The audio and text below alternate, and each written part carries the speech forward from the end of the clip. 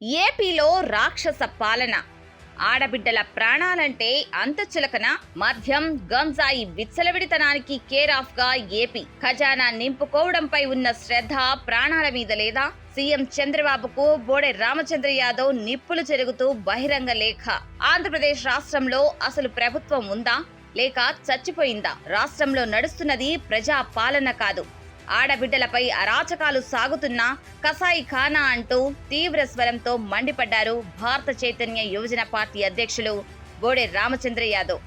రాష్ట్రంలో క్షీణించిపోయిన శాంతి భద్రతలు, మహిళలపై జరుగుతున్న కిరాతక దాడులపై సీఎం చంద్రబాబుకు అత్యంత ఘాటైన భాషలో బహిరంగ లేఖ రాశారు.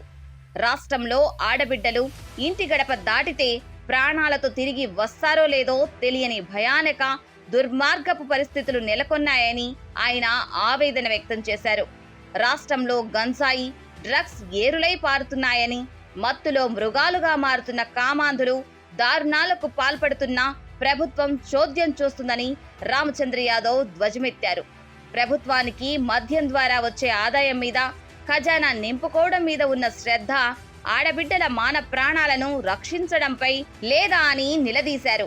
ఇంతటి అమానుష కాండ జరుగుతున్నా ముఖ్యమంత్రికి చీమ కుట్టినట్టు కూడా లేకపోవడం అత్యంత సిగ్గుచేటని దుయ్యబట్టారు.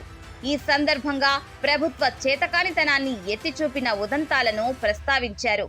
రాజమండ్రిలో మెడికల్ విద్యార్థిని ప్రియాంకను కారుతో గుద్ది కిరాతకంగా చేసిన ప్రభుత్వంలో చలనం లేకపోవడం హేయమైన చర్య అంటూ మండిపడ్డారు. చిలకలూరిపేటలో బీటెక్ చదువుతున్న ముస్లిం బిడ్డ షేక్ హసీనాను అత్యంత క్రూరంగా హతమార్చి ఆధారాలు లేకుండా చెట్ల పొదల్లో దహనం చేసిన సంఘటన చూస్తుంటే రాష్ట్రంలో పోలీస్ వ్యవస్థ ఉందా లేక గాఢ నిద్రలో ఉందా అని ప్రశ్నిస్తున్నారు.